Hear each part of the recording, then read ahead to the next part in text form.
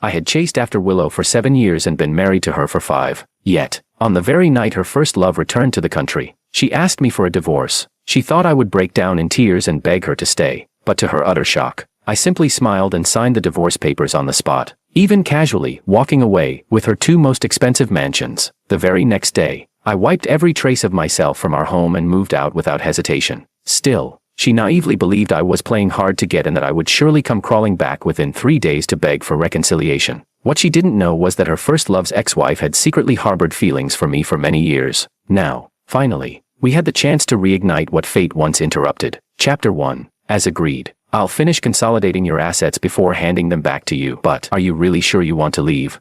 Staring at the photo of my wife tangled up with another man, my heart had already sunk into an icy abyss. I'm sure. After a brief silence, the person on the other end of the line said, "All right, but don't be too heartbroken. Your wife and my husband hooking up, that's nothing more than a pair of cheating scumbags finding each other. If they can betray us, we might as well team up and piss them off." By evening, I prepared a table full of Willow's favorite dishes, just like I used to. I lit the candles and waited for my wife to come home. I waited from 7 p.m. all the way until 10 p.m. Not a sound came from the door. Outside was silent as a grave. I checked my phone, hovered my finger over her contact, then sighed and scrolled down to call the security office at her company instead. Is President Lou still working overtime? I didn't want to disturb her, so I ordered some late-night snacks. Could you help me deliver them? The security guard, recognizing my voice, respectfully replied, President Wong. President Lou left 2 hours ago. She probably had a social engagement. I forced myself to respond casually. All right, thanks for letting me know. The rest of the night, I kept my eyes glued to my phone, but no messages came from Willow. In the past, she would always tell me if she had a dinner party. Tonight was different, probably because the person she was with mattered more than usual. I looked at the now cold table of food, my face blank as I stood up and dumped everything into the trash before heading upstairs to sleep. Willow didn't come home that night. The next morning, I was jolted awake by the sound of a car engine in the yard. I hurried downstairs without even changing out of my pajamas. She was just stepping through the door. I quickly opened the shoe cabinet, pulled out her slippers, and placed them on the floor for her. Work through the night? I asked, noticing the dark circles under her eyes. Willow gave a nonchalant and bent down to change shoes, turning away as naturally as ever. I helped her out of her coat and suggested, take a shower and get some good sleep. She was used to my meticulous care. I expected her to head upstairs immediately, but today she stood still, her eyes lingering on my face with a complicated look. Holding her coat, I asked, what's wrong? Nothing, she said after a pause. I'll tell you later. I had a feeling something big was coming. Smiling, I replied, all right. Sure enough, half an hour later, Willow placed divorce papers on the table. I'm sorry, he's back. You can ask for anything you want. I'll try to satisfy it. I knew exactly who he was. Makoto, Willow's childhood sweetheart. They had grown up together. Willow's world had always revolved around him. No matter what he asked for, she would say yes, but their romance only lasted until high school. Makoto had left the country for love, abandoning Willow to years of heartache. Seeing me silently staring down, Willow thought the news had shattered me. She softened her voice and said, don't worry, it'll take about a month to get the divorce certificate. Until then, I'll keep coming home to give you time to adjust. I inhaled deeply, cracked my knuckles, and picked up the pen to sign my name on the divorce agreement. Willow noticed the slight tremble in my hand and looked like she almost felt guilty. She bit her lip, but said nothing. Taking the papers into the study, I watched her retreating back. She hadn't even made it 2 steps before pulling out her phone to text someone, her lips curling into a light, happy smile. I withdrew my gaze and called Anna again. She asked for a divorce. Proceed as planned. Set up a new identity for me. I'm moving to North City. Anna chuckled. Moving that far? If you're going to cut ties, you cut them clean. I replied calmly. If you can't hold on to sand, better to let it slip through your fingers. Hanging up, I felt as if a heavy weight had lifted off my chest. I opened my notepad and set a countdown. 1 month until divorce. In just 1 month, I would finally be free to return to my own path, leaving all of this behind. Ready to start a brand new life. Chapter 2. Since we had already decided to divorce, there was no way I would continue staying at the company. I had poured a lot of my heart and soul into Lou Corporation as well. So before leaving, I wanted to complete the handover properly. Willow and I left home one after the other and headed straight to the company. I quickly sorted through my tasks, expediting anything that could be dealt with immediately. One document required Willow's personal signature, keeping it strictly professional. I took the file and went to the executive president's office. Just as I raised my hand to knock, the door was pulled open from the inside. Standing there was a man dressed in an impeccably tailored, expensive suit,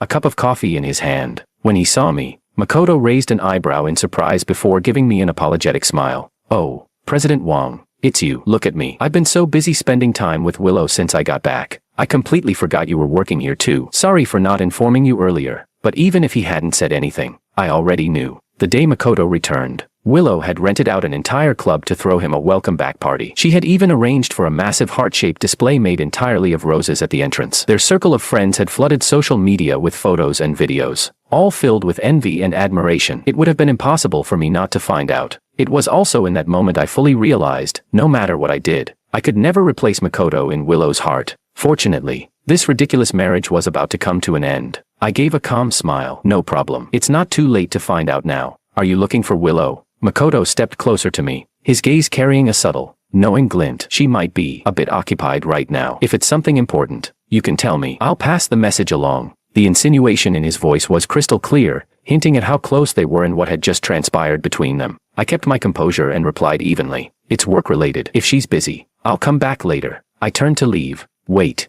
Makoto suddenly reached out to take the document from me, but somehow stumbled, and the coffee cup slipped from his hand, shattering into pieces on the floor, splashing the remaining coffee all over his suit.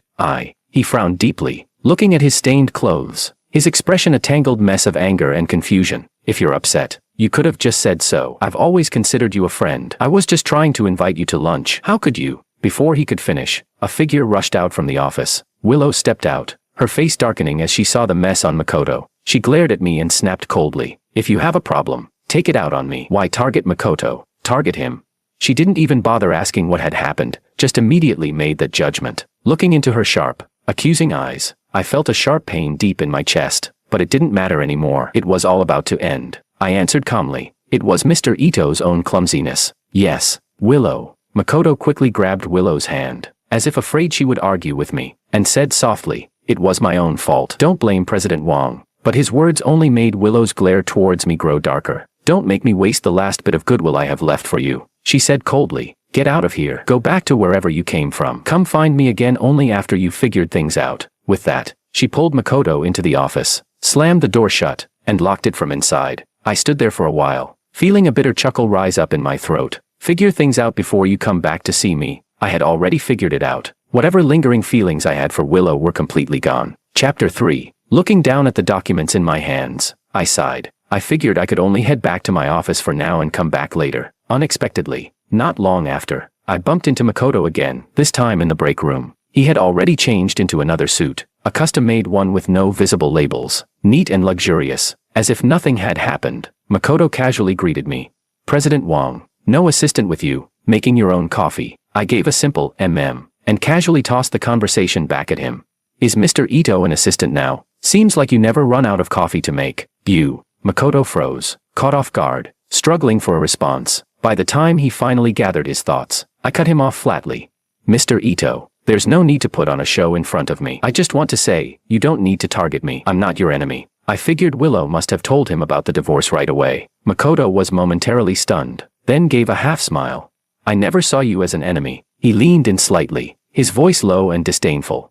A man like you, with no family background, orphaned young. You're lucky you even survived. You and Willow aren't from the same world. Take the suit I'm wearing. For instance, I don't even have to say anything. She knows exactly what to custom order for me. Each one costs tens of thousands. Compared to that, the stuff you're wearing, he sneered. To her, it's no different from trash. Not just the clothes, you too. She was only with you out of a fleeting sense of novelty. You were never anything real. His mocking tone was sharp and deliberate. I had no strong feelings about luxury goods. His words didn't particularly disturb me, but being insulted to my face, I had no reason to just swallow it. I looked steadily at Makoto for a moment, then said, So, you were just a fleeting novelty for Anna too. Makoto was stunned speechless. I smiled and continued.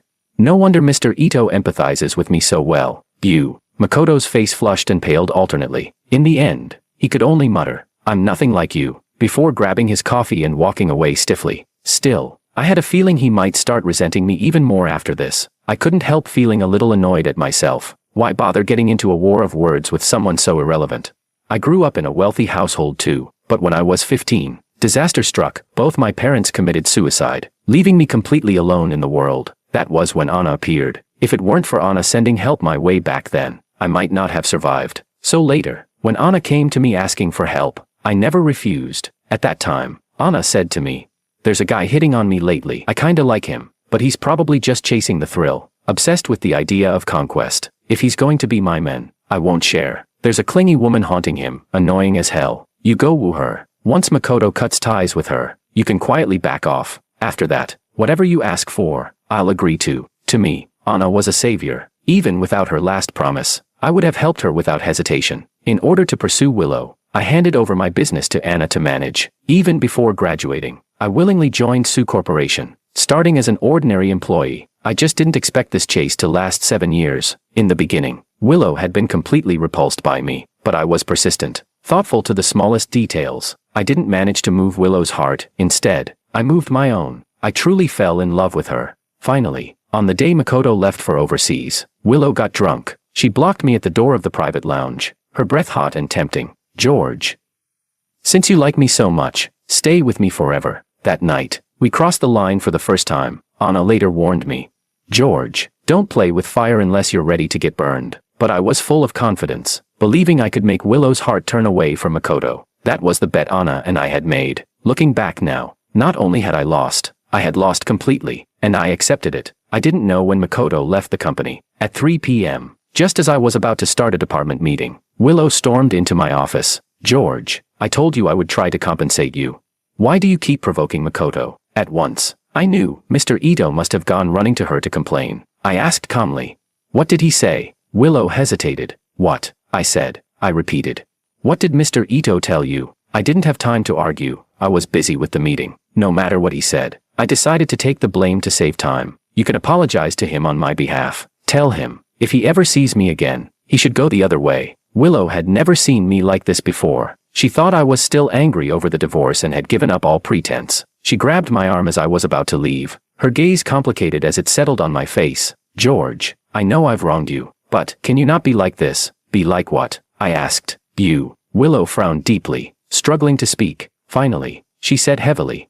The divorce process is already underway. Even if you disagree, it's too late. Don't waste your energy doing meaningless things. Chapter 4. I really wanted to tell her. I didn't refuse the divorce, nor would it ever be too late. At this point, I even wished time could move faster, so I could leave this mess behind as soon as possible. But Willow didn't give me the chance. After throwing her harsh words at me, she hurried off to comfort the one who truly held her heart. I welcomed the peace and threw myself into work instead. For several days straight, I left early and returned late, sleeping in the guest room at night. I didn't cross paths with Willow at all, nor did I bother to check if she was even coming home. Finally, after clearing up all my pending tasks, I submitted my resignation to Human Resources. Lisa from HR looked troubled. President Wang, about this. Shouldn't President Liu sign it? Another signature. I thought back to that previous document. It was ultimately signed by Willow's assistant, Luis. But this time, since it was a resignation letter, Willow would probably sign it without hesitation. Right.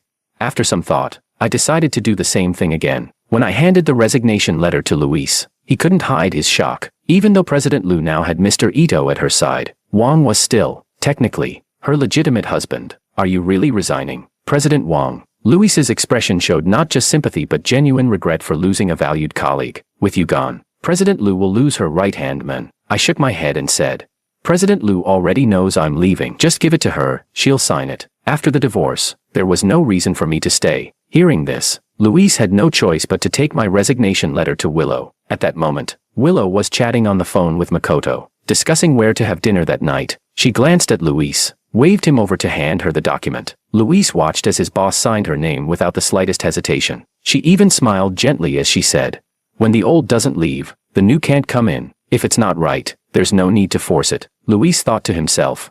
It seems President Liu really has made up her mind. Without asking more, he took the signed document and left the office. I wasted no time. After submitting my resignation to HR and finishing all the handover procedures, I carried my box of personal belongings and walked out of the building. Standing outside, I took several deep breaths, feeling as if I had finally earned my freedom, bidding farewell to those humiliating days for good. Willow knew nothing of all this. She only noticed that the office suddenly felt eerily quiet. The men who used to show up every now and then, bringing her little treats and checking on her well-being, had completely disappeared these past few days. I used to treat myself like her personal nutritionist. During breaks, I would brew health teas or prepare fruit bowls. Knowing Willow had a sensitive stomach, I would even bake soft bread in the break room sometimes. That afternoon, after having spicy hot pot with Makoto, Willow's stomach started burning painfully. She suddenly craved the snow fungus soup I used to make. She picked up the phone and called the internal line, asking Luis to come over. "Where's the gentleman?" she asked. Luis paused, confused. "President Wang left this morning, didn't he?" Before he could finish, Willow rubbed her temples and said, "Forget it. Just tell him I'll have dinner with him tonight." She assumed I must be feeling down after she proposed the divorce, and although I was usually very even-tempered, even I had lost control a few times before. Willow thought to herself, she had indeed spent more time with Makoto lately. Since she had promised to live out this last month peacefully, it was only right to comfort me a little. But seeing her confused look, Luis finally couldn't hold back and said, "President Liu, President Wang has completed all his handover work. He has officially resigned." Willow abruptly looked up. "What did you say?" The coldness flashing in her eyes made Luis's heart clench. He braced himself and continued.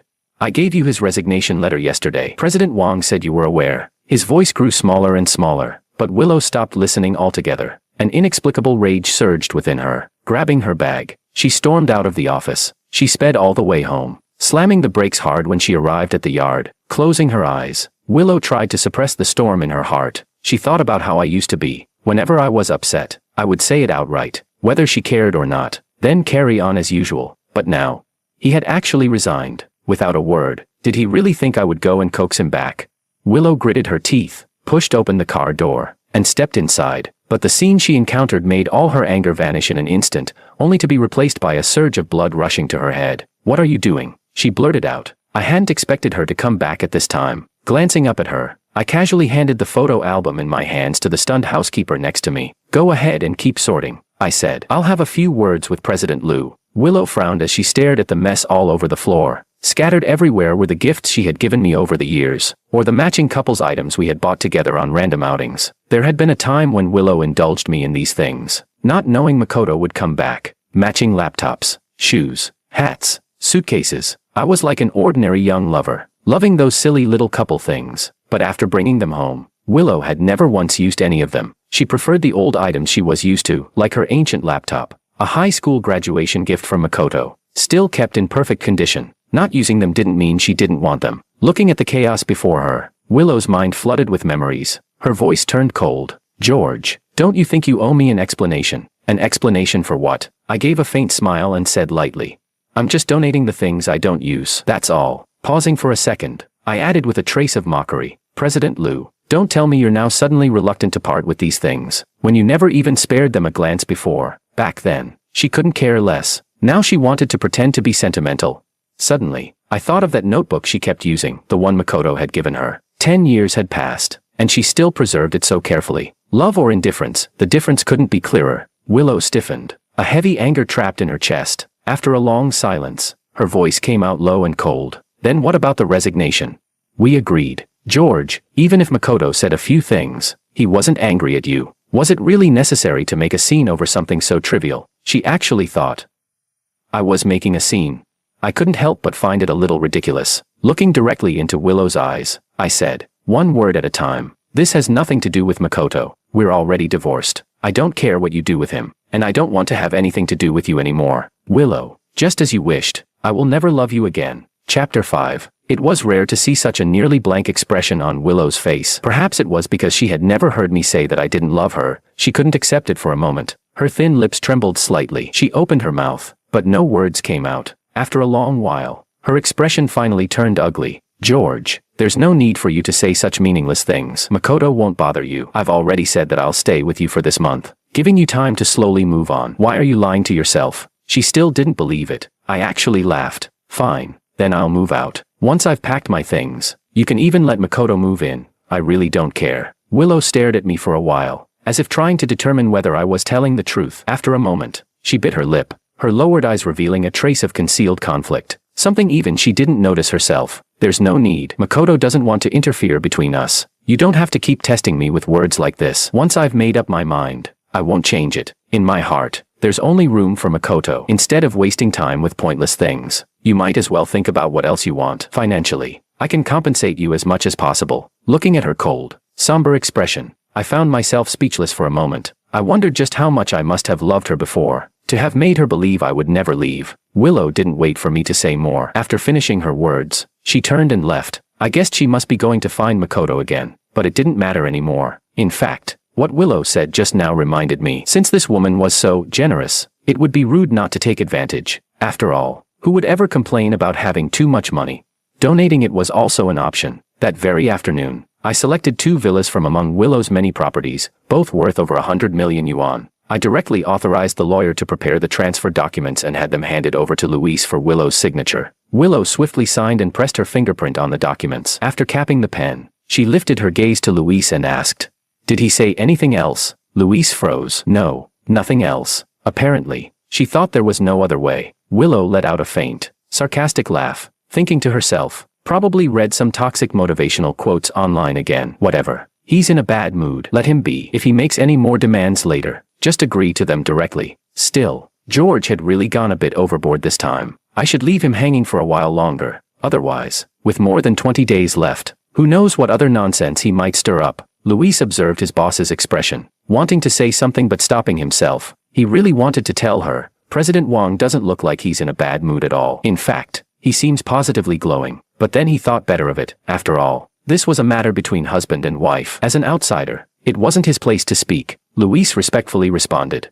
then took the signed documents and brought them to me. I immediately listed the 2 villas with a real estate agency, instructing them to sell as quickly as possible. The price didn't matter. The only requirement was full payment upfront and a swift transaction. Even at the worst, those 2 villas would fetch at least 1 billion yuan. That evening, I received a WeChat message from Willow. She said she wouldn't be coming back for the next 2 days. She hoped I could calm down, not trap myself in a dead-end mindset, and that we could part on good terms, maybe even stay friends. I stared at that message for 2 seconds before laughing softly. How had I never noticed before just how narcissistic this woman was? Out of sight, out of mind. I hid the conversation and continued packing. After living in this house for 5 years, there was just too much junk. I carefully sorted the important items into boxes, planning to throw away everything else. If I was going to end things, I would end them cleanly. I wasn't planning to leave a single trace behind. Willow didn't come home for 2 days. I was even calmer than I had expected. What I once thought would be unbearable heartache turned out to be nothing at all. Early that morning, just after I had torn off the calendar page from the desk, I suddenly received a call from Luis. Luis said he couldn't reach Willow, but there was an important contract at the company that needed signing urgently. The partner was pressing hard. He had no choice but to contact me. I paused. What about Makoto? Have you asked him? I have. Mr. Ito also doesn't know where President Liu is. I thought for a moment and decided to go over myself. Although the bond between Willow and me was broken, the company still carried my blood, sweat, and tears. Moreover, the project Luis mentioned had originally been my responsibility. I quickly drove to the company. The entrance to Liu Group's office building was right at a large intersection, with traffic flowing heavily. Glancing at the rearview mirror, I flicked on my left turn signal. Just as I was turning the steering wheel, a sedan suddenly sped toward me, slamming into my car head-on. The massive impact deployed the airbags instantly. I felt like a kite whose string had snapped, my mind swelling with dizziness. I could only watch helplessly as the car spun out of control and smashed violently into the median strip. The other car wasn't in good shape either. Thick smoke billowed out, obscuring everything inside. I shook my head weakly and felt wetness on my face. When I wiped it, my hand came away covered in blood. Before I could react, a familiar figure rushed into my view. My heart clenched painfully. I instinctively tried to open the door and get out, but just as my hand touched the door handle, I saw her, the woman I once loved, running straight toward the other car. Her face was filled with panic and anxiety I had never seen before. Makoto. Makoto. She opened the door, nervously and tenderly checking the person inside. It turned out it was Makoto. My hand slipped down from the door. My chest heaved uncontrollably, overwhelmed with turmoil. I even forgot about the pain. In my vision, there was only her face full of frantic worry. Security guards rushed over to help and carried Makoto out of the car. Makoto, I'm sorry, it's all my fault. I shouldn't have gone drinking without telling you. She choked, voice trembling. It's my fault. Please don't sleep. I'll take you to the hospital right away. What about the car? Luis caught up from behind and said anxiously. President Liu, we need to wait for the traffic police to determine fault. Determine what? Willow roared. Go get the car. She then turned her cold gaze in my direction and spat out chillingly. Whoever dared to hurt Makoto, I'll make them pay the price. Through the haze of smoke, I clearly saw the violent rage and killing intent in her eyes. I once thought Willow simply didn't love me anymore, but at least, she must have loved me once. Turns out, there was no love at all. In front of Makoto, she could completely ignore whether I lived or died. A bitter, self-deprecating smile tugged at my lips. Finally, the wound on my forehead started to ache intensely, pain spreading from my nerves straight to my heart, suffocating me. After a long while, the people across the street left. At that moment, my phone rang. I struggled to grab it and answer. It was Anna. As soon as I spoke, my eyes turned bloodshot, and my voice came out hoarse and low. I had a car accident. Can you call an ambulance for me? Anna was stunned for a second before waving at her assistant and putting the call on speakerphone. Tell me your location, she said calmly. I'll send someone immediately. I forced myself to stay conscious and described my location and condition. Her assistant immediately went to make the arrangements. Anna frowned and spoke with a clear, sharp voice. So, have you finally given up? Leaning weakly against the seat, I surveyed the chaotic scene through half-lidded eyes. Many onlookers were recording videos with their phones. I softly replied, when everything's arranged, I want to leave as soon as possible. Anna paused for a moment before speaking word by word. Now is your chance. I'll make sure you die in this car accident and disappear from Willow's world forever. Chapter 6. Willow hurriedly rushed Makoto to the hospital, personally accompanying him through all the examinations. Still worried, she even called in the most authoritative doctors in the hospital, repeatedly emphasizing that nothing could be allowed to go wrong with Makoto's care. After Luis finished the hospitalization procedures, he received a call from the traffic police. He froze slightly, responded briefly, and hurried back to the hospital room. President Liu, about Mr. Wang. Why are you bringing him up now? Willow's brow furrowed tightly. She didn't even give him a chance to continue. I'll be staying here at the hospital these days to take care of Makoto. Keep a close eye on the company. Don't bother me unless absolutely necessary. As for George, he already took 2 villas as a cooling-off gift, didn't he?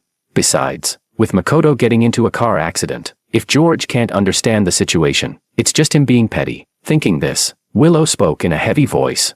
Put his matters aside for now. Nothing is more important than Makoto. With her words leaving no room for argument, Luis could only swallow back what he was about to say. It seemed President Liu truly didn't care about Mr. Wang anymore. But still, forget it. Mr. Wang had always treated him decently. He would handle it himself. Willow stayed at the hospital for 3 days. Originally, she intended to have George bring her some clothes. But remembering they hadn't spoken for days, she decided to go home herself instead. When she entered the house, the cleaning lady was busy tidying the living room. For some reason, Willow suddenly felt an eerie emptiness in the home. Her brows knitted. She glanced upstairs and asked, "Where's Sir?" The cleaning lady was a bit confused by the question. "Sir, I don't know. President Wang, I've come by these past 2 days, but no one has been home. Not back." Willow's face grew cold. Thinking for a moment, she guessed George must have found out she was at the hospital with Makoto and was throwing a tantrum again. He really didn't understand, did he?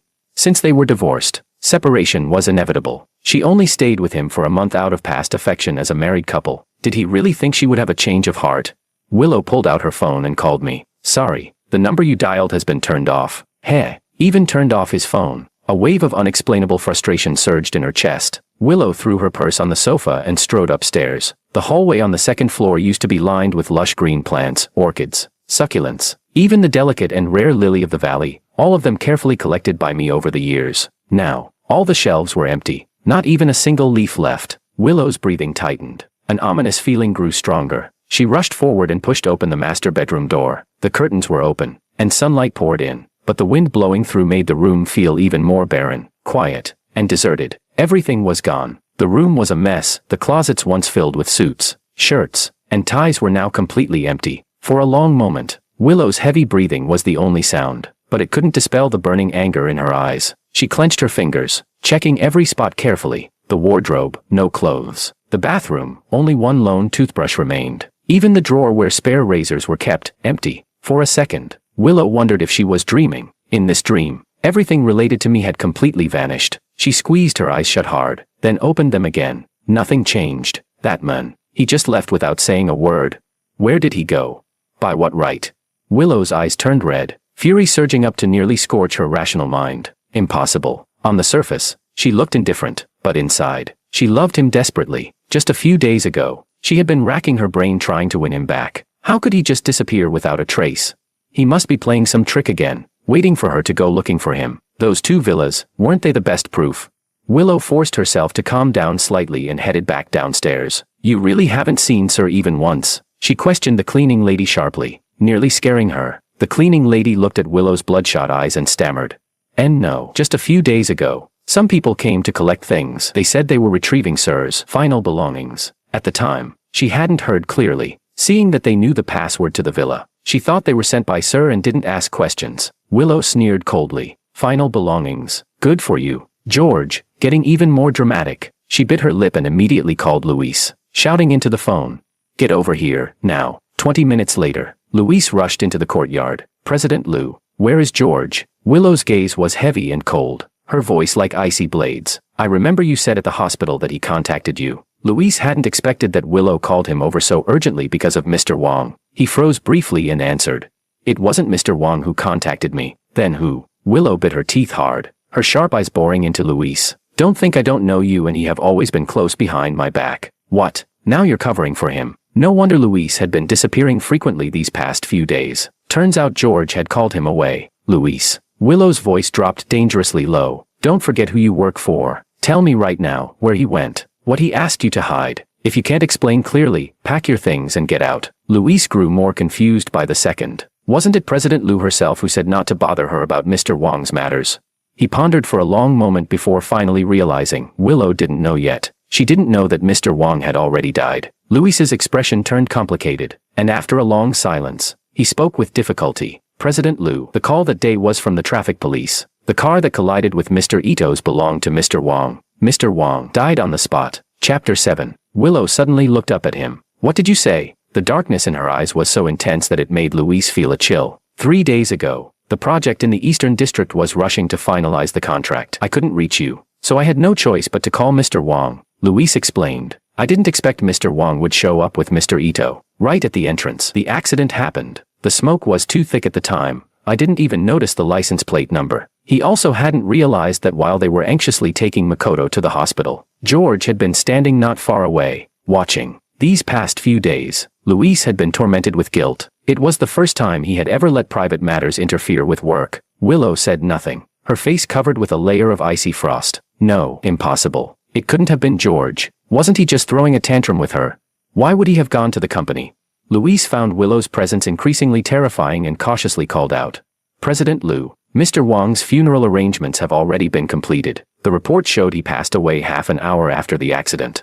Before he could finish, Willow shoved him hard. I told you to stop talking, she shouted. Impossible. George can't be dead. Willow suddenly broke away from him, staggering away in her high heels. Luis watched her stumbling figure, a sudden realization dawning in his heart, but it was already too late. He sighed deeply and muttered to himself. President Lou, if only you had realized sooner. Mr. Wong's body has already been cremated. You'll never find him again. Willow refused to believe George was dead, yet she didn't know where to find him either. She drove aimlessly for a long time. At a red light, she slammed on the brakes. Her hands gripped the steering wheel so tightly that her palms began to hurt from the pressure. George, where are you? She knew George was an orphan, who had worked his way up through school, living on odd jobs. He had no family at all. Without her, he had nowhere to go. Willow took a deep breath and picked up her constantly vibrating phone. Luis had sent several messages and photos, George's death certificate and cremation confirmation. President Lou, if you don't believe me, you can request the surveillance footage from the traffic police. They have the complete video from the accident site, as well as Mr. Wong's autopsy report. Mr. Wong, he really is gone. My condolences. Willow's breathing grew heavy. She angrily threw the phone onto the passenger seat, floored the gas pedal, and sped toward the traffic bureau. Everything was exactly as Luis said. The scene footage, the death confirmation, the cremation procedures. No mistakes. But Willow still refused to believe it. That was George, the man who had loved her for 5 years, who, just a few days ago, was still desperately trying to get back together with her. How could he just die? How could he?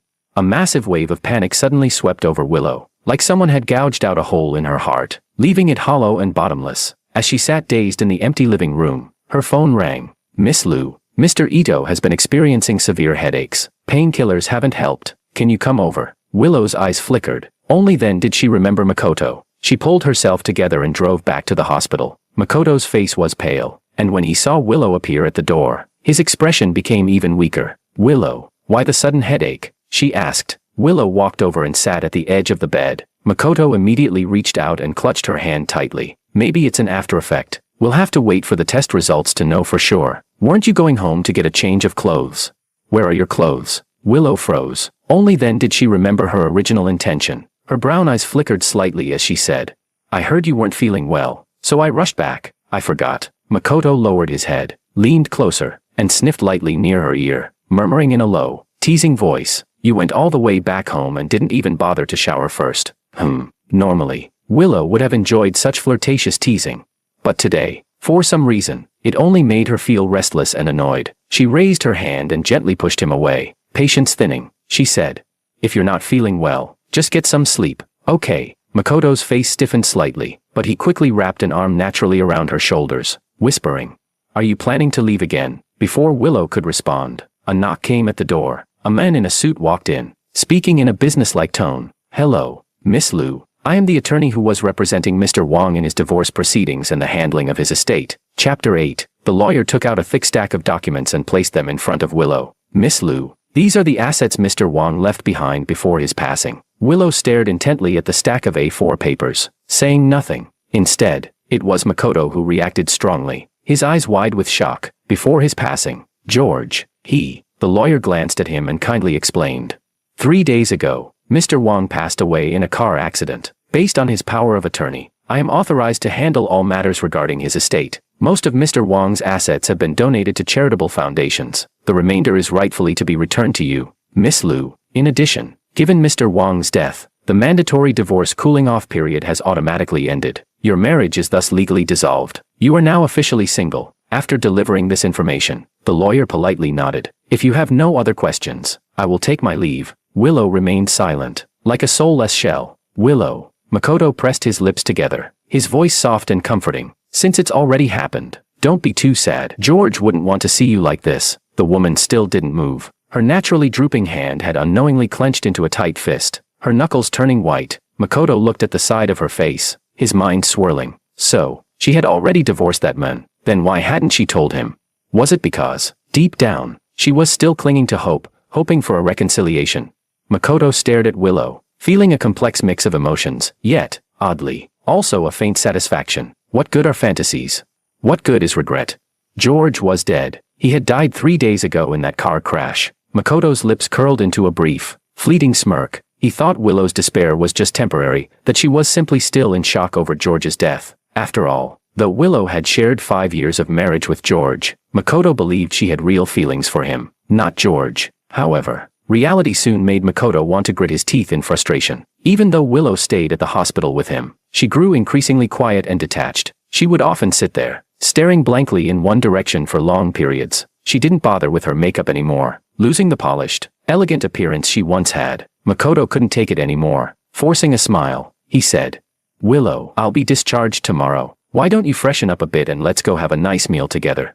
I'm seriously about to puke from eating hospital food every day." The last sentence was meant to sound playful, almost like a joke, but Willow didn't react at all. Her gaze just shifted slightly as she asked, "Freshen up?" Makoto's smile stiffened a little. "Yeah, take a shower, change into a pretty dress, put on some makeup." He reached out and gently pinched her cheek, trying to keep the atmosphere light. "Look at you, taking care of me these few days. You've lost all your spark. Can't you bring back my elegant beauty?" Willow pulled his hand away without much thought. What she blurted out next seemed almost like an instinctive reflex. "In the past, all my clothes were prepared by George. He had a great eye for matching outfits, picking clothes, jewelry, even fragrances. Everything he chose smelled wonderful. For the past 5 years, Willow had been used to George's care. From everyday meals to major company projects, that man had become so much a part of her life that he was like air, invisible yet everywhere. But now, he was dead, and before dying, he hadn't even left her a single word. Makoto's face darkened,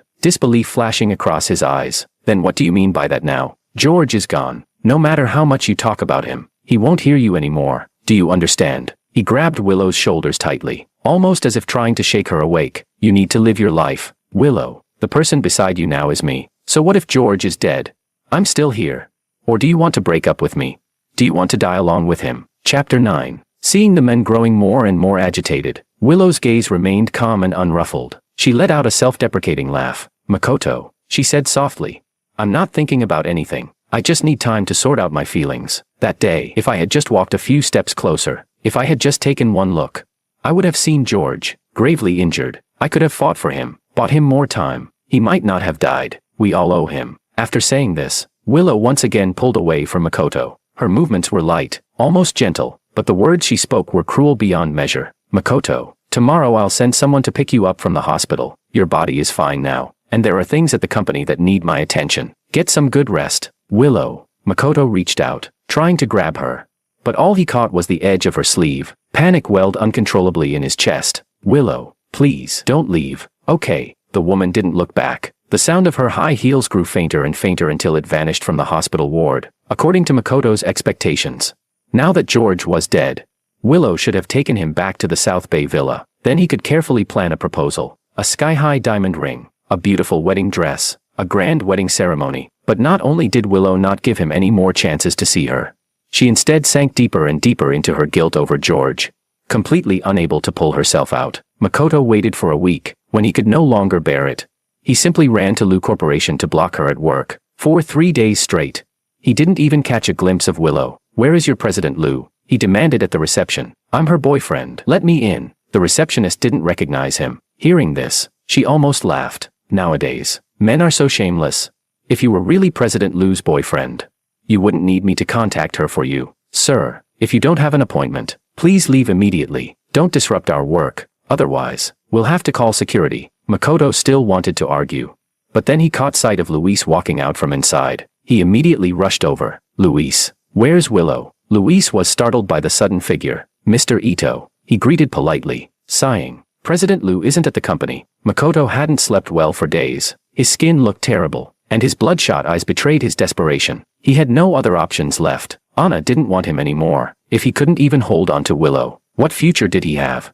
Makoto clutched Luis like a drowning man grabbing a piece of driftwood, as if afraid he would run away. Then where is she? Luis felt a bit of pity for him. Besides, given President Lu's current state, having someone who could persuade her might not be a bad thing. President Lu should be at Mr. Wang's cemetery. If you want to find her, you can try there. The largest cemetery in City A was located in the southern suburbs. Willow had been going there for days, carrying a bottle of alcohol each time, simply sitting quietly by the grave, occasionally speaking a few words to the photo of the man. It was a scene that evoked endless sighs. When George was alive, she barely spared him a glance. Now that he was dead, she clung to his photo day after day, drowning in memories. George, do you think I'm ridiculous? The man in the photo smiled faintly, as if silently agreeing with her. Willow lowered her gaze, the self-mocking curve of her lips growing increasingly bitter. She picked up the bottle and desperately poured more alcohol into her mouth. Suddenly, a hand reached out and snatched the whiskey bottle away from her. An angry voice roared, "If you really don't want to live, then go ahead and die. At least people would think you died for George, but putting on this half-dead act, who are you doing it for?" Chapter 10. Willow looked up and saw that it was her best friend, Sophia. She let out a careless laugh, reaching out to snatch the bottle back. "You're really free today, huh? What are you doing here meddling in my business? If I didn't come, were you planning to drink yourself to death here?" Sophia, annoyed, kicked her lightly and glanced at the whiskey bottle Willow had grabbed back. "Do you even know how strong that stuff is? Drinking like this, how many lives do you think you have?" She had just returned from a month-long business trip in Europe, only to hear about what had happened between Willow and George, a perfectly good couple, ruined because of some men who suddenly popped up out of nowhere. It really left her at a loss for words. Originally, Sophia had come here planning to scold Willow, but seeing her like this, the words stuck in her throat. Willow's eyes were already a little glassy. The alcohol was helping dull her pain, if only temporarily. But more importantly, "Sophia," Willow said hoarsely, staring at the bottle in her hand, "did you know? Every time I drink, I can see him." Sophia was speechless. "George tells me he doesn't blame me. He tells me to live well." Sophia let out a cold laugh. "You sure do have a vivid imagination." Willow took another swig from the bottle and said faintly, I know it was me who wronged him. I always took his love for granted. Even his death, I can't escape responsibility. So this is how you're trying to atone." Sophia narrowed her eyes at her, gritting her teeth. "If I were him, seeing you like this, drunk and pathetic, I would just wish you would get lost and stop desecrating my memory." Willow flinched slightly, pain spreading visibly across her face. "Is that so? Otherwise, what else could it be?" Sophia grabbed both of Willow's hands and yanked her up. "You think this is repentance?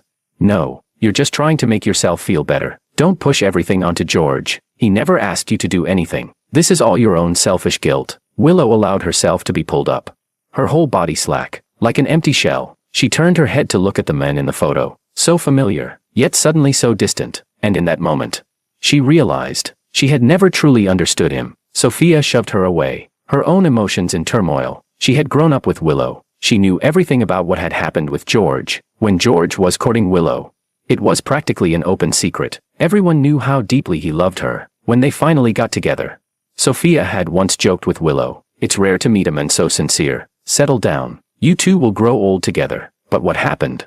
The moment that Ito guy came back, Willow threw everything away. She even ended up costing George his life. If you liked that Makoto guy so much, and you were so eager to find a backup, then you should have been happy with your new life. Don't try to have it both ways. You already chose. Don't pretend to be the victim now. Willow didn't move. Her fallen posture seemed shrouded in an inescapable darkness. After a long silence, her voice rasped out low and broken. I thought I didn't love him. She had thought it was just habit. Habit of having George around. Habit of being taken care of. With George there, every complicated problem seemed solvable. But when he was gone, she realized his presence was everywhere. In every corner of her life, she was scared to see him.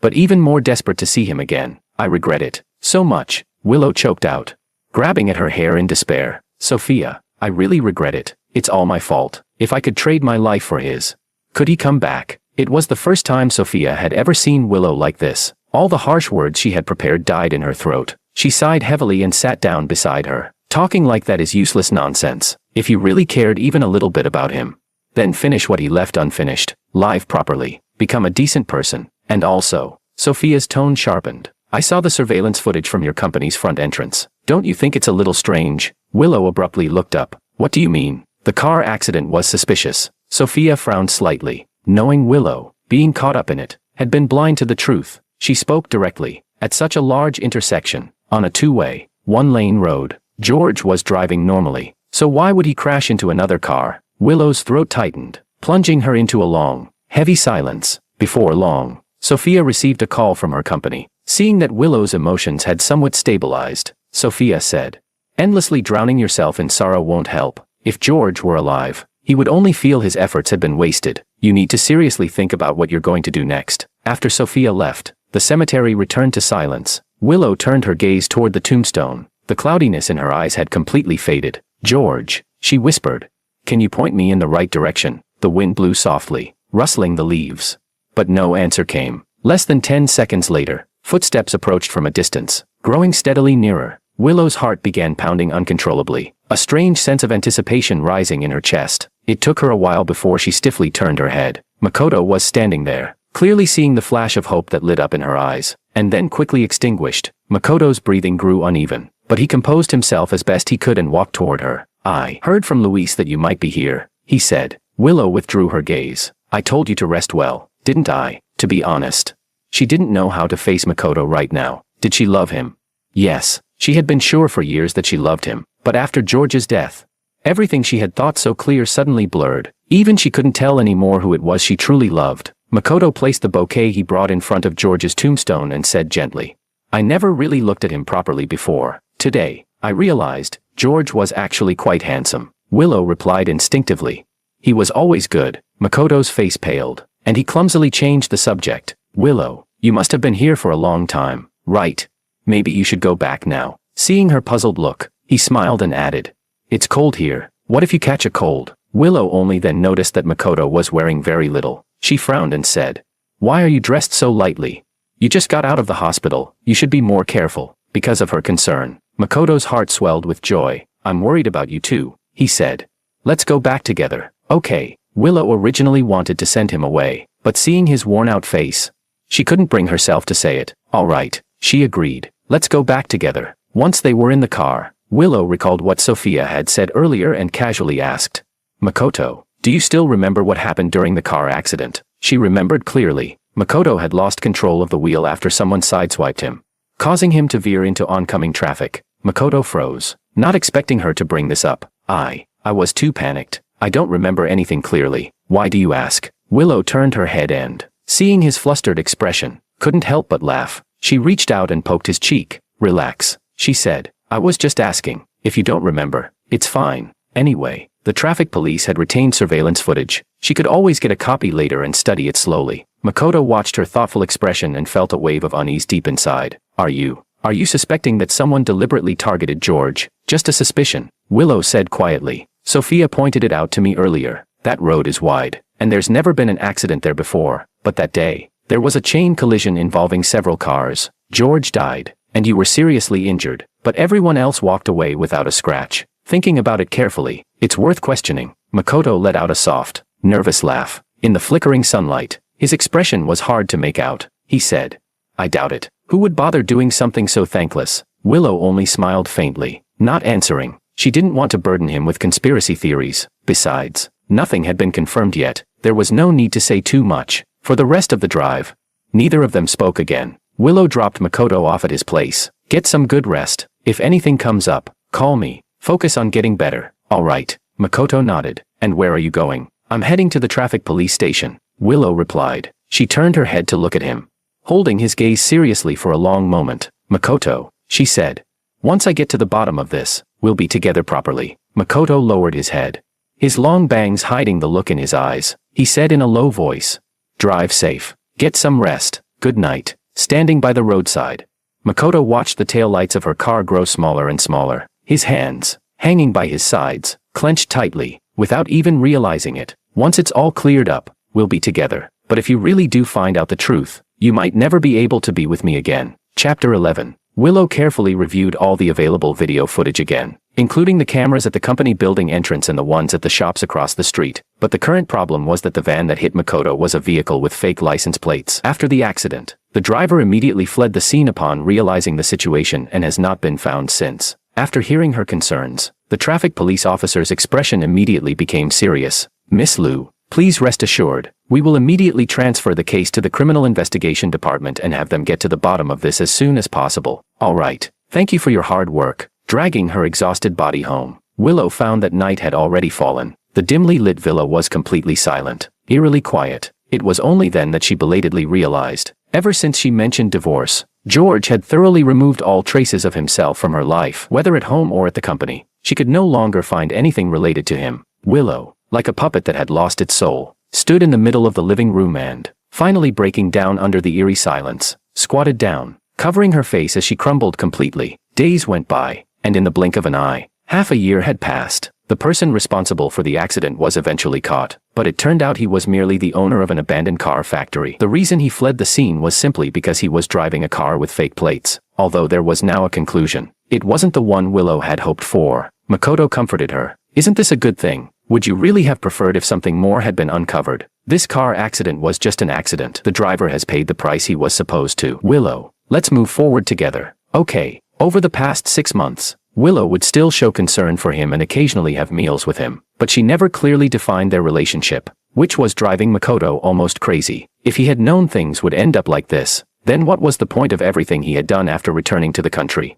Willow pinched her forehead and said in a low voice, Makoto, you should go home first. I want some time alone. Makoto had no choice but to leave reluctantly, but in his heart, he had already made a firm decision. There would be an important gala in 2 days. Willow had already promised to attend it with him. When the time came, he would make sure she officially acknowledged him, publicly, as her fiancé. The gala was hosted by the Chan Corporation, and the guest list included only the wealthy and powerful, virtually covering the entire upper class of City A. Makoto had long since dressed up and was waiting for the driver to pick up Willow and bring her over. At 7 o'clock in the evening, the doorbell rang. His eyebrows lifted slightly as he walked over to open the door. Standing outside was Luis. Makoto's expression shifted slightly. Where's President Liu, Mr. Ito? President Liu had to meet with President Chan first to discuss a project. She asked me to pick you up. I see. Makoto smiled lightly. All right, let's go. On the surface, he appeared understanding, but inwardly, he was quite unhappy. What could be so urgent that she had to go first? Couldn't she have swung by to pick him up? Willow, have you really changed? While Makoto was lost in his tangled thoughts, Willow had already arrived at the venue. The Liu Corporation and the Chan Corporation were about to collaborate on a major project. She had come early today specifically to discuss the project details with David. A waiter led her to the second-floor lounge and politely said, President Liu, President Chan is inside. Willow nodded and knocked on the door before entering. David, upon seeing her, warmly greeted her.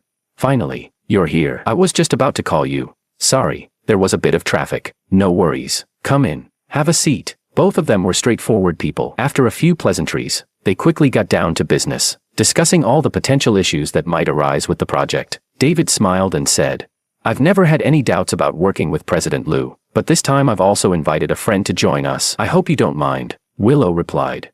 Of course not. Any friend of President Chan's is welcome. I knew you'd be fine with it. David clapped his hands happily, clearly in a great mood. Rest assured, she has been a leading figure in the industry abroad. It took me a lot of effort to convince her to come back. I'll introduce you two later. All right. I look forward to it. After finishing their important discussion, Willow glanced at her watch. The time was about right. President Chan. I'll head downstairs now. See you later. As she left the lounge, she pulled out her phone, preparing to call Makoto. Her gaze inadvertently swept past a corner ahead, and in that instant, Willow's pupils dilated sharply. Her eyes filled with disbelief. Chapter 12. Over the past half-year, Willow had dreamed of that person every single day, so even if it was just a fleeting glimpse, she could still recognize him immediately. In the brief moment she stood stunned, the man had already disappeared. Without caring about anything else, Willow lifted her feet and chased after him. Even though it had only been a short while, and the distance wasn't far, it was as if the man had vanished into thin air. Willow stood at the end of the corridor, looking left and right, not knowing which direction to go. Her breathing quickened, and her chest heaved violently. George, I know it's you. Come out. Come out. Let's talk things through face to face. I beg you. Come out. The long and empty corridor echoed back her tearful voice, but no one answered. A server downstairs, hearing the noise, hurried up and was startled at the sight of Willow's disheveled appearance. He asked with concern, "Miss, do you need any help?" Willow gave him a glance. "Did you see a man in a white suit, about 6'1", very handsome, very distinguished?" The server froze for a second.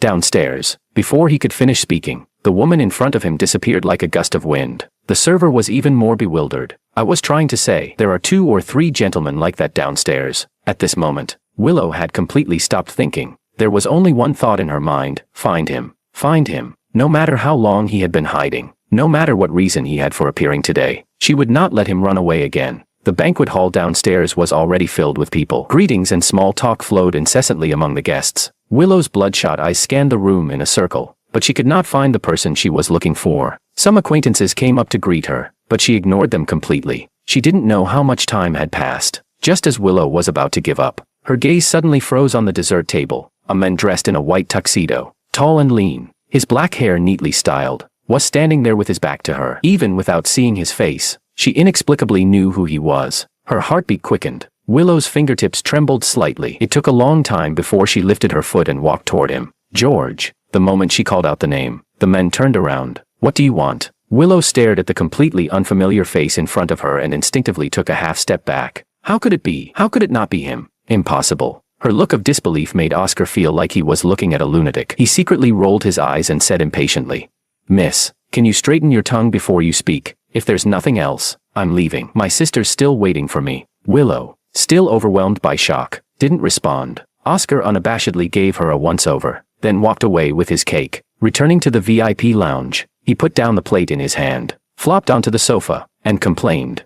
"Geez, sis, was that really the kind of woman George used to like? She looks like she's missing a few screws." The woman on the sofa was looking at documents on her laptop and had no time to bother with him. "Sis." Oscar walked over and snatched the laptop out of her hands. "I'm talking to you." The woman's face was breathtakingly beautiful, her features sharp and deep-set, exuding an icy allure. She frowned slightly and said, "Give me back the laptop, only if you pay attention to me." Anna lazily gave him a glance without speaking. Oscar still felt a little guilty, so he sulkily handed the laptop back, muttering under his breath, "Aren't you even a little curious? I heard George used to really like her. She's good-looking and has a nice voice, but in my opinion, that woman's just an airhead. She's not even worth one of your hairs." He rambled on, and it wasn't until this point that Anna lazily responded, "So, she's not even a real opponent. I've never taken that kind of person seriously." So cocky. Oscar pouted and sat down beside her. Suddenly, he grinned and leaned closer. "But sis, do George and I really look that much alike? I just passed by casually and scared Lou stiff." Anna hummed in agreement. "It's best you don't mention this to George. Be careful. He might beat you up." Oscar and George were about the same height and build. As long as Oscar slightly mimicked George's demeanor, his back view could easily be mistaken for George's. So boring. Oscar propped up his chin and sighed. "I thought there'd be some exciting drama of getting back at a cheating ex. But George is just too kind-hearted. He'd never do something like that." Anna smiled faintly. Her stunning face became even more breathtaking with that smile. "He's not kind," she said. "Then what is he?" "Lazy," Anna replied. Oscar blinked in confusion, then pouted. "You understand George better than anyone, but how come after all this time you still haven't won him over?" Chapter 13. Anna's face stiffened. She casually grabbed a throw pillow and hurled it at him.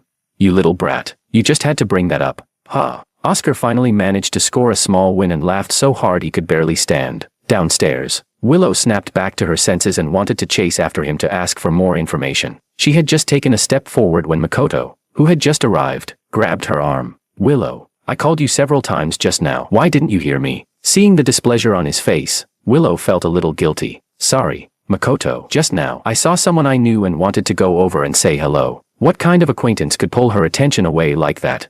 Makoto was suspicious inside but maintained a considerate expression. Let's go together then. Just now, President Lee was also asking where you were. We can meet him together. Willow frowned slightly, but thinking about how she hadn't spent much time with Makoto lately, she felt a little bad. She suppressed her previous thoughts for now. All right, let's go. After making the rounds and greeting everyone, Makoto's face was practically blooming with smiles. In the world of the wealthy and elite, no one was better at saying pleasant things and guessing about each other's partners. And his identity was an open secret. Mr. Ito and President Liu really are a perfect match. Our wedding bells on the horizon. When the time comes, don't forget to send us an invitation. Such comments flowed endlessly, and Willow never once denied them. Makoto was secretly delighted. Just then, the host of the event, David, came out holding a glass of wine. After making rounds of pleasant speeches to the crowd, he walked straight toward Willow. Willow, I've been looking all over for you. Remember I said I wanted to introduce you to a friend? Willow smiled.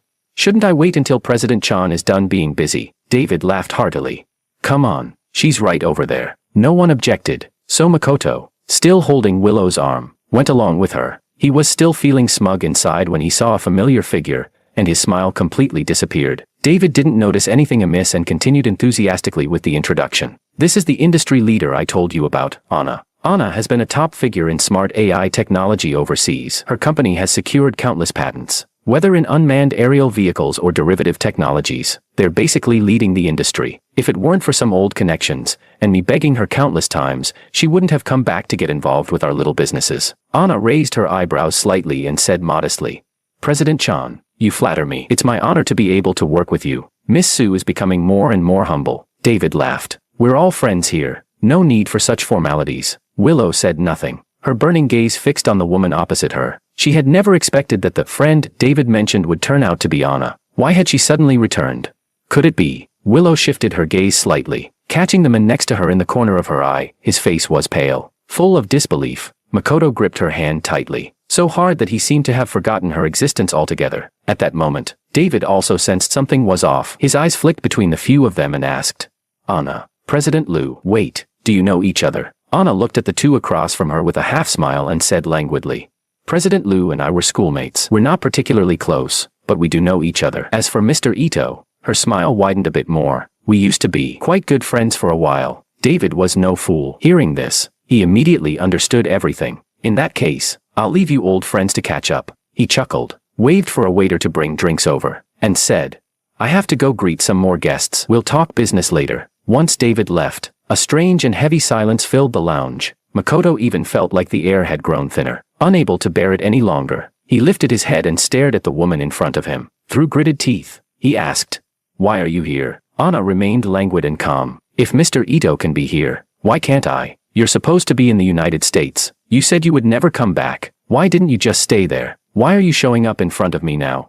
As Makoto spoke, his eyes turned red. He thought of all those days in the past, and how this woman had once rejected him so decisively. She said she didn't love him, and just like that, she didn't. And now, without a word, she was back. Did she really think he would shamelessly throw himself at her again? Chapter 14. Makoto was filled with resentment, yet he had no idea that, in Anna's eyes, his appearance was only puzzling and a little ridiculous. Mr. Ito, could it be that you've misunderstood something? Anna said casually. I came back purely for business. If it weren't for running into you here today, I wouldn't even have known you were in City A. Anna curled her lips into a smile, playing the role of a flirtatious heiress with effortless mastery. Besides, you're standing next to someone else right now. Isn't it a little rude to rush over and declare your lingering feelings for me? It was only then that Makoto realized he was still holding Willow's hand. His face flushed pale and then dark again. His heart trembled slightly, and he murmured, Willow. Willow, however, showed no major reaction. Her deep brown eyes were unreadable. No one could tell what she was thinking. She patted Makoto's hand reassuringly, then raised her gaze to Anna and said, I didn't expect Miss Sue to be Mr. Ito's friend, but in a way, that makes things easier. At least we won't have to waste extra words, don't you think? Anna spread her hands in a playful manner and said with interest, Since President Liu has said so, of course. As for the past, Willow narrowed her eyes slightly and said in a low voice, It's already over. There's no need for Miss Sue to make things difficult for Makoto. Make things difficult, Anna chuckled, her deep gaze resting on Makoto for a moment. That glance stabbed into Makoto's eyes like a needle. making his chest tighten uncontrollably. What exactly was Anna trying to do?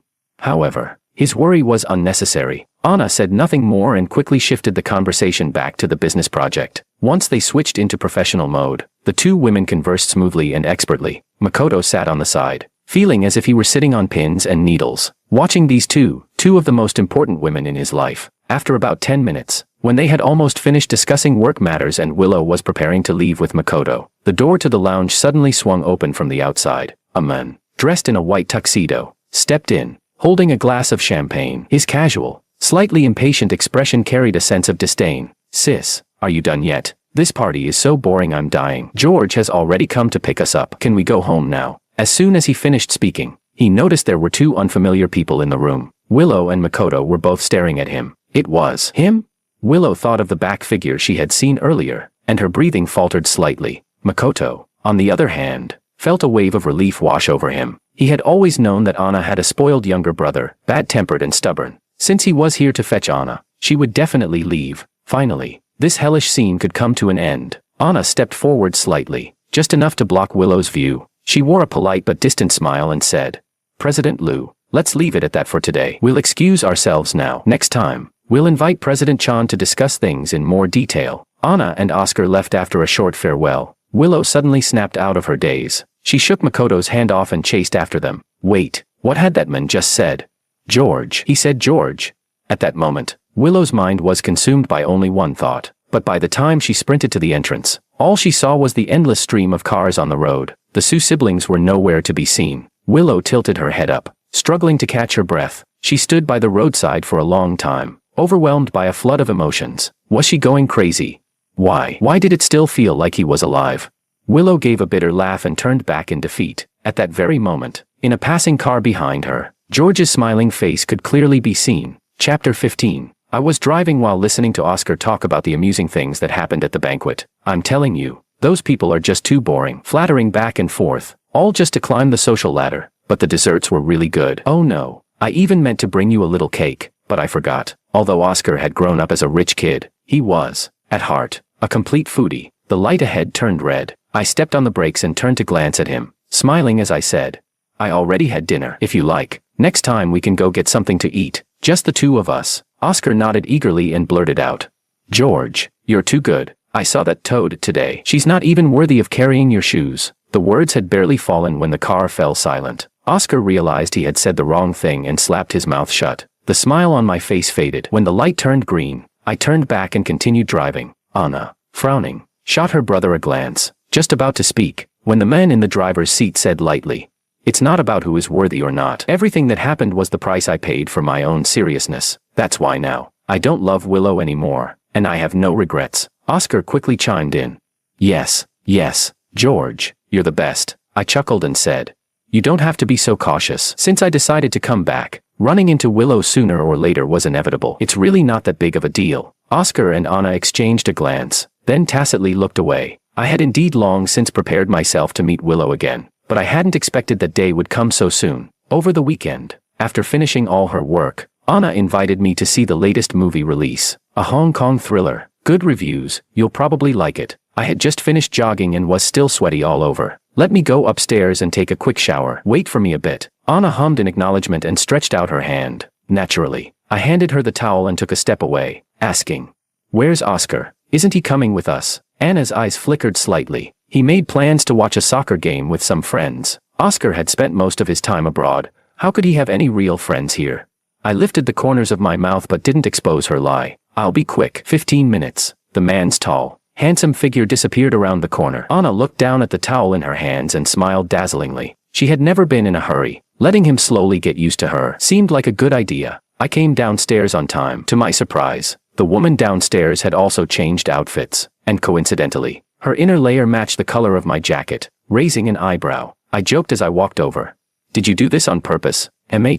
Anna didn't know what I would wear, but she still raised her eyebrows and said, "It's the basic etiquette of a pursuer. Don't expose my little tricks." I sighed inwardly, just with Anna's looks. Even if she said the moon came out during the day, every man would probably nod in agreement. No wonder Makoto had been so obsessed with her back then. Anna had booked a nearby movie theater. By evening, the shopping mall was packed. She checked the time and asked softly, "After the movie, Shall we grab a late-night snack? Are you hungry? I smiled helplessly. Miss Sue, we had dinner just 2 hours ago. Oh, Anna put on a feigned look of sudden realization. She leaned in a little closer. Then, dear Mr. Wong, may I offer you a cup of milk tea, a slice of cake, or a bucket of popcorn? Her exaggerated words, coming from her, carried a playful and mesmerizing tone. The corners of my mouth lifted uncontrollably. Playing along, I said.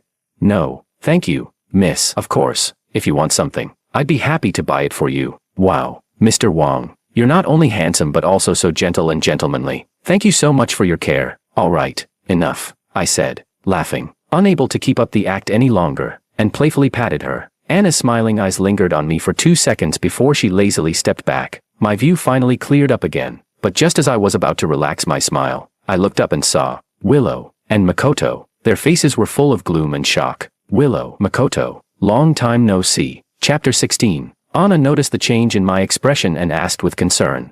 What's wrong? Following my gaze, she too saw the two people. She let out a soft laugh, casually resting one hand on mine, looking natural and fitting. President Liu, Mr. Ito, what a coincidence. Willow ignored her completely. Her bloodshot eyes locked onto me. Inside, a storm was raging. It was him. It was really him. He was alive. At that moment, Willow felt as if the heart that had been dead for over half a year finally came back to life, beating fiercely. She swallowed hard, then took a big step toward me, grabbing my hand and dragging me aside. Anna's eyes flashed coldly. She had just started to move when the man's calm voice came. I'll talk to her. Wait for me here. She lifted her hand slightly, then put it down again, maintaining her composed, regal demeanor. Makoto was left standing there, his face alternating between pale and flushed, not knowing how to react. He really didn't want to face Anna alone, at least not now. He had seen everything, the interaction between Anna and that man. Back when Makoto had pursued Anna for so long, she had always treated him casually, indifferently, never once making an effort to please him. But today, why was she willing to flirt, to try to make a man laugh?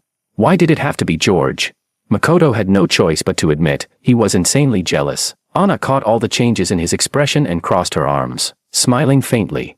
Is Mr. Ito worried about President Liu? Don't worry, our George wouldn't be interested in her. Your George?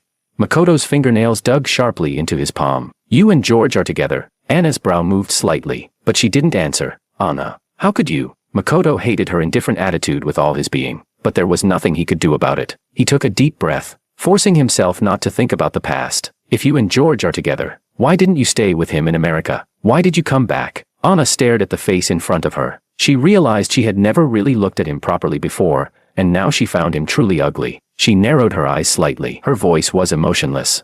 What? Mr. Ito, are you afraid of us coming back? Makoto's heart skipped a beat. What do you mean? Nothing much. Anna didn't want to say more. She simply said, since we're back, naturally, we have things to do. It has nothing to do with Mr. Ito. Seeing that she had lowered her head and started looking at her phone, Makoto's unease grew stronger and stronger. It would be bad enough with just Anna. But George, he wasn't dead. He was back. What exactly were they planning?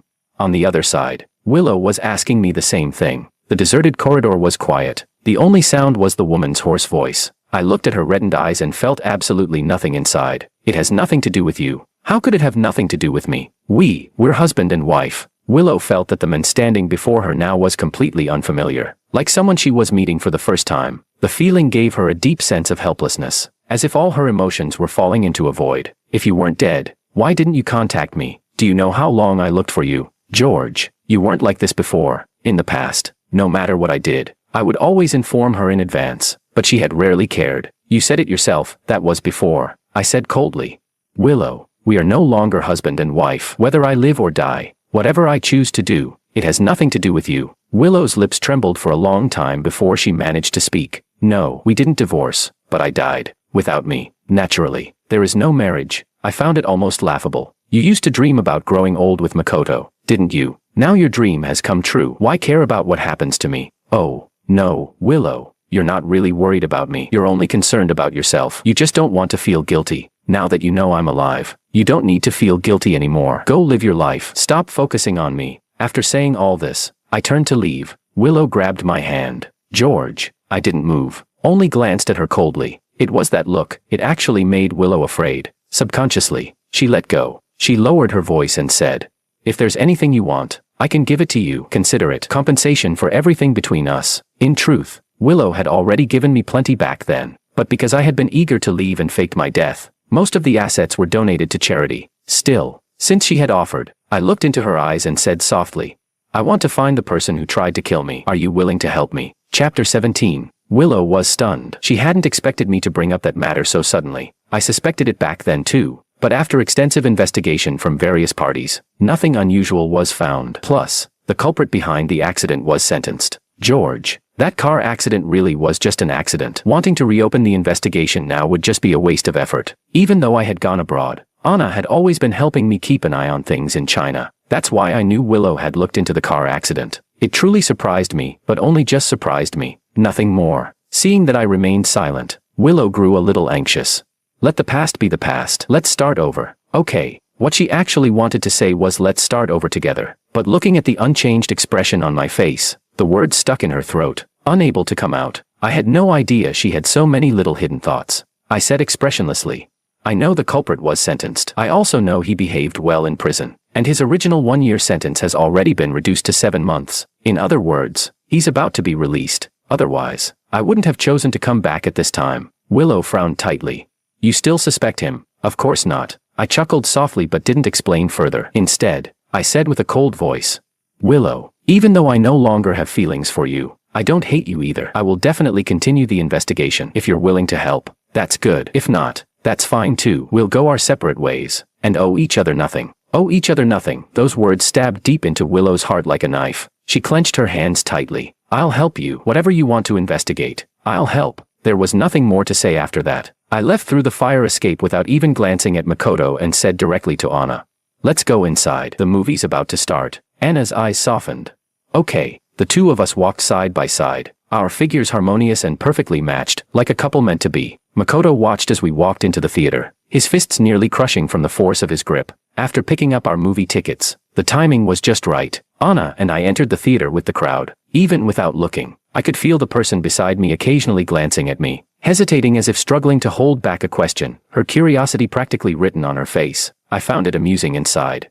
If you want to ask something, just ask. Miss Sue. What did she say to you? She said she was surprised I wasn't dead, and asked why, if I was alive. I didn't contact her. And what did you say? I told her that things between us are over, and whether I live or die, I no longer owe her any explanation. Anna was silent for 2 seconds, a faint sigh escaping her lips. She gently poked my face and said helplessly, talk properly. Stop using that word so casually. I was speechless, but that's exactly what we said. And I didn't hide anything. I told her I had informed Willow of my intention to investigate the car accident. Anna frowned, clearly uneasy.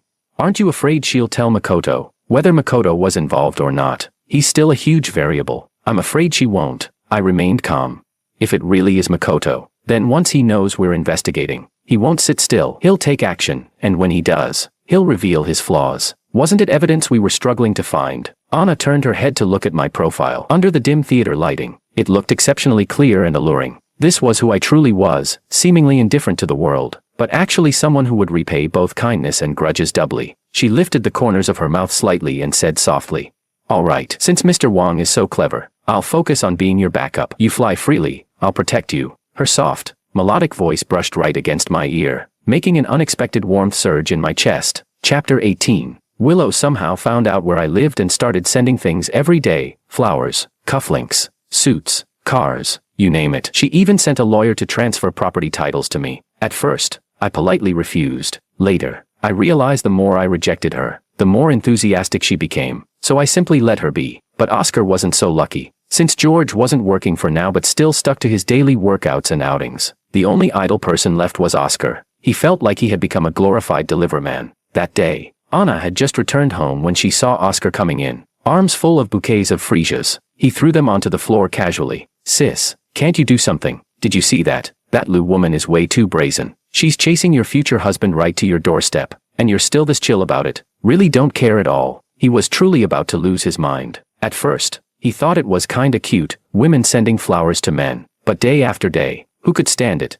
Anna frowned but didn't bother responding to his taunts or complaints. She simply asked, where is he? George? Oscar flopped onto the sofa, exhausted. Upstairs, just finished his workout, probably taking a shower. Anna's brows twitched slightly, and she headed upstairs. My room was at the far south end, not the master bedroom, but the view and natural light were even better. Anna knocked lightly on the door. It wasn't locked, so she pushed it open. The sound of running water came from the bathroom. I was indeed taking a shower. She stood in the middle of the room for a moment, hesitating whether to leave or stay. In the end, she chose to stay, sitting down casually and picking up a book from the coffee table. 1 page, 2 pages. The sound of the water made her heart beat faster. Anna took a deep breath, closed the book, and was just about to leave when the phone on the bed suddenly rang. She turned and walked over. The caller ID read, Willow. Anna's expression darkened. She sneered coldly and picked up the phone. She answered, George, did you like the flowers today? Are you free tonight? I found a great restaurant and wanted to invite you. George isn't here. The cold voice instantly silenced the other end. Leaning lazily against the bed, Anna glanced toward the bathroom and said casually,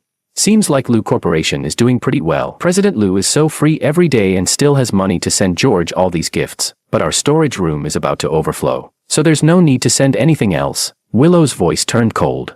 Why are you answering? Where's George? George is taking a shower. Silence. Anna continued lazily. Anything else you need me to pass along? President Lou. Click. The call ended. Anna looked at the phone screen and let out a contemptuous laugh. When I came out, I saw her smug little action and asked with a smile. Who was that? Willow, Anna said, locking eyes with me to check my reaction. Seeing no signs of anger, she continued. I told her to stop sending stuff. Oscar is fed up receiving deliveries every day, I replied casually, drying my hair. Oh, Anna put down the phone, took out the hairdryer, and started blow-drying my hair. You're not angry. Why would I be? I was confused. I told her long ago to stop. If she won't listen and your words work better, that's even better. Anna froze for a moment, then smiled. After finishing drying my hair, she finally got to the main topic. She told me. The driver from back then has already been released. When do you want to meet him? I turned my head. The sooner, the better. Tonight. Sure. I didn't want to waste a single minute. All the breakthroughs lay with that driver. If he was willing to talk, the mastermind would no longer be able to hide. Anna and I arrived at the abandoned car lot as night completely fell. There was a dim light behind the iron gate, making the whole scene eerie and desolate. We exchanged a glance. Anna stepped forward to knock on the door. First came the sound of barking dogs. Anna tensed, clenching her hands nervously. The next second, the men behind her took her hand and said, Don't be afraid, I'm here, she murmured softly. Okay. After a moment, we heard slow, shuffling footsteps from inside. The middle-aged man who opened the door wasn't tall, dressed in black. Seeing us, he instinctively froze. Just as he was about to shut the door, I moved swiftly and stopped him. Tom, I know you committed perjury. I already have enough evidence to prove you attempted murder. If you don't cooperate today, I'll hand everything over to the police. You know you can't run forever. In this day and age, becoming a fugitive was almost impossible. Hearing this, Tom grew visibly agitated. I don't know what you're talking about. I don't know you. Get out. Anna stared him down and said urgently. I know you had no choice. We can help you. Tell us what you want. Do you really want to live the rest of your life under someone else's thumb? Maybe it was that last sentence that got through to Tom. His expression wavered. Seizing the opportunity, I pushed the iron door open and walked inside. Let's talk. Tom looked up at me, realizing he had no choice. Anna and I worked together, good cop, bad cop, coaxing and pressuring him until he finally started talking. That guy promised me $1 million, he said with my background. No one would suspect it was anything but an accident. But then he only gave me half, $500,000. I sat in jail for 7 months, and when I got out, he kept dodging me like I was an idiot. As Tom grew more agitated, I calmly pulled out my phone, found a photo of Makoto, and held it up. Was it him? Yes, it's him. Tom's gaze hardened, but when he caught Anna's emotionless stare, he immediately wilted. I know everything now, but even if he came to me, it wouldn't have changed anything. If I hadn't done it, he would have just found someone else. Either way, he wanted you hit. Makoto didn't necessarily want you dead. At the time, he said disabling you would be enough. I laced my fingers together, tapping lightly. My slow, calm voice carried immense pressure. I'll give you $2 million to stand up and identify Makoto. I want him in jail, but I can transfer the money to you immediately. If you're worried, we'll draft a contract and have it notarized by a lawyer. I'm a businessman. I honor my promises. Tom stood there, mouth agape, clearly hesitating. In the dim night, I stared him down. I just want to bring the person who tried to kill me to justice. Debts should be paid by the one who owes them. I won't make you pay for someone else's sins, but I hope you'll help me. Finally, Tom nodded. When we stepped out of the abandoned lot, I said, Makoto probably didn't mean to default on him. He just didn't expect that after I died, Willow wouldn't rush to marry him. He probably didn't have enough cash on hand. Anna gave me a look of admiration. You're amazing. I chuckled. Miss Sue is amazing too. Come on, Let's go find him. No need. Why? Anna casually pulled a recording pen out of her pocket. This is enough. Let the police handle the rest. You don't need to waste any more time with people like that. Chapter 19. With the evidence in hand, Makoto was soon arrested. The result was completely beyond Willow's expectations. Luis explained the situation to her in detail. Mr. Ito's last request was to see you. The police might contact you for questioning. As soon as he finished speaking, the office phone rang. Willow's expression was slightly dazed. She took a deep breath before picking it up. Hello, Miss Liu. We need your cooperation in an investigation. Please come in to give a statement. At 4 o'clock that afternoon, Willow appeared at the City Public Security Bureau. After the police carefully questioned her about the circumstances, they asked, Mr. Ito would like to see you. Would you be willing? She could refuse if she wanted. Willow's gaze deepened like the sea. She said in a low voice, please arrange it. She also wanted to hear what exactly that man had to say. Soon, Makoto was brought out. Even though only a day had passed, it seemed as if all his spirit had been drained away. He looked utterly haggard. The moment he saw Willow, he shouted excitedly, Willow, I'm innocent. Tell them I didn't do anything. It was him who wasn't careful driving. Why should I take the fall? And besides, he didn't even die, did he? Willow frowned deeply, listening to him roar without saying a word. Makoto's emotions gradually calmed down. His eyes turned red, and tears streamed down his cheeks. Willow, do you really not care about me at all? You're the one who ruined everything between us. The evidence was ironclad. No matter how Makoto tried to argue, he was facing inevitable imprisonment. Willow looked at him indifferently and said, Makoto, I truly did like you back then. And now, I'm sorry. She couldn't lie to herself, just like when she saw me again. She couldn't control the way her heart raced. Feelings fade and emerge without any logic. Makoto let out a cold laugh. So what if you fell in love with me? Do you really think he'll get back together with you? Let me tell you, the whole time I was with you, it was all just a game. He never liked you, not even a little. You wouldn't have guessed, would you? Anna and I made a bet. The bet was whether you could truly forget about me. Willow, you think you're any different from me?